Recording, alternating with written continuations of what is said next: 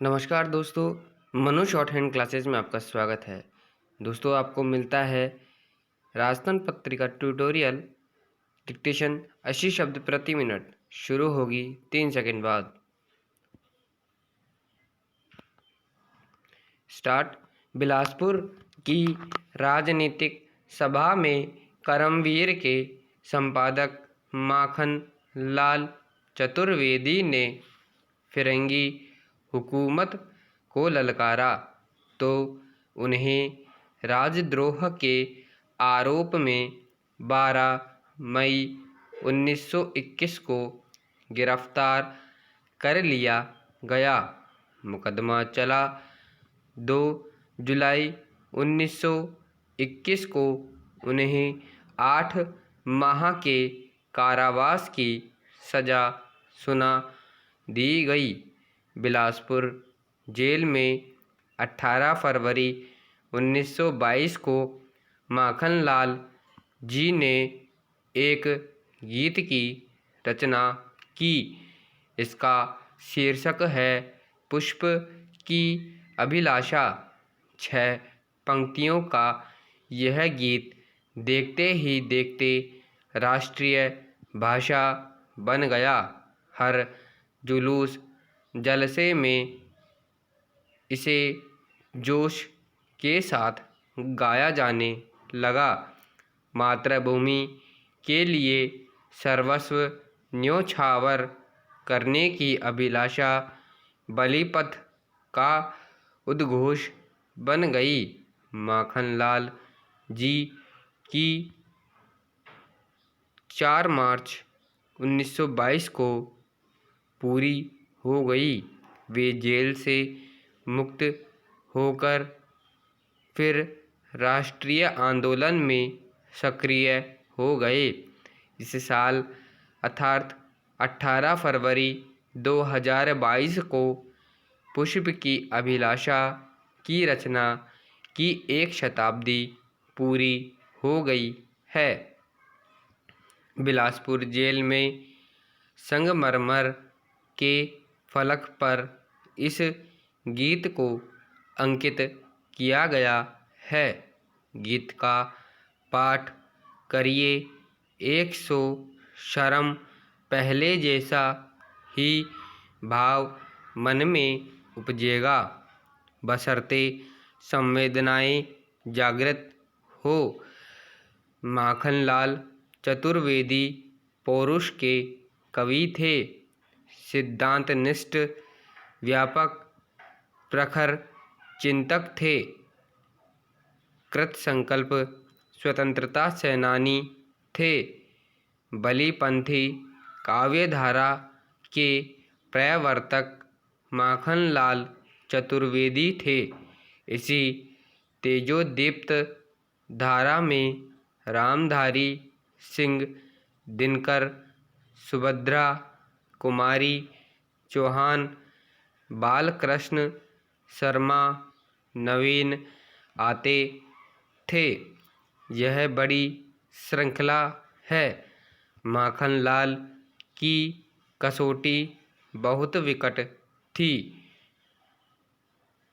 उनमें स्वतंत्रता की चेतना के साथ साथ देश के लिए त्याग और बलिदान की भावना मिलती है।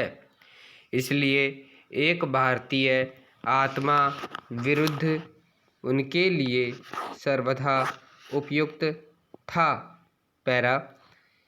क्रांति दीक्षित माखनलाल चतुर्वेदी लोकमान्य बाल गंगाधर तिलक के अनुगामी थे। वह दक्षिण अफ्रीका से लौटकर भारत के स्वतंत्रता संग्राम का नेतृत्व संभालने वाले करमवीर गांधी से प्रभावित हुए। अहिंसा और असहयोग को अपनाया। करमवीर से महात्मा और राष्ट्रपिता तक की गांधी जी की यात्रा के वे सहयात्री रहे। वे महाकौशल में कांग्रेस के शिखर नेता थे। कर्मयोगी माधवराव सप्रे और पंडित विष्णुदत्त शुक्ल के सान्निध्य में उनका परिष्कार हुआ था। रतौना कसाईखाना आंदोलन और झंडा सत्याग्रह की सफल परिणति से उनका संघर्षशील नेतृत्व सामान्य हुआ था। पैरा सन 1973 में प्रांतीय असेंबली के चुनावों के समय कांग्रेस राष्ट्रीय आंदोलन के वनस्पति राजनीतिक दल की तरह व्यवहार करने लगी। उम्मीदवारों के चयन से लेकर वर्चस्व के ताने बाने तक छल कपट चल पड़ा। माखनलाल जी महाकौशल कांग्रेस कमेटी के पार्लियामेंट्री बोर्ड के अध्यक्ष थे। उन पर दबाव भी आए, परंतु सिद्धांतों में समझौता करने के बजाय उन्होंने ऐसी राजनीति से स्वयं को पृथक करना उचित माना। अंततः 18 मार्च 1939 को माखनलाल चतुर्वेदी ने कांग्रेस के सभी पदों से इस्तीफा देते हुए राजनीति से संन्यास ले लिया। उन्होंने गंभीर टिप्पणी भी की, राजनीति जब तक मजहब रही तब तक मैं उसमें शामिल रहा, जब पेशा बन गई तो मैं उनमें किनारा कर लिया। उनकी सैद्धांतिक दृढ़ता का यह चरम साक्ष्य है। फिर वे कभी राजनीति का हिस्सा नहीं बने। यह तथ्य है कि स्वतंत्रता सेनानियों को और कांग्रेसजनों के मन में माखनलाल जी के प्रति आदर भाव बना रहा, परंतु न तो वे कभी कांग्रेस संगठन की गतिविधियों में लिप्त हुए और न ही चुनावों का मोह उन्हें व्यापक सका। पदों के दलदल से भी वे सदैव निर्लिप्त रहे। फिर वे कभी राजनीति का हिस्सा नहीं बने। साहित्य की साधना में रत रहे। कर्मवीर के माध्यम से आज़ादी की अलख जगाते रहे। स्वतंत्रता के उपरांत भी माखनलाल जी जनपक्ष की पत्रकारिता उन्हें सत्ता की खामियों पर प्रहार करने से नहीं चूके।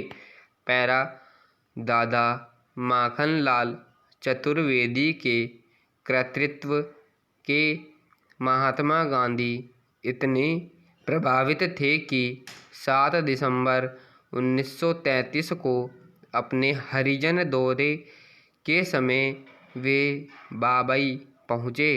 वहाँ की सभा में गांधी जी ने कहा था कि वे यहाँ उस माटी को सम्मान देने के लिए आए हैं जहाँ माखनलाल जी ने जन्म लिया था। दादा के कालजयी अवदान का यह चरम सम्मान है।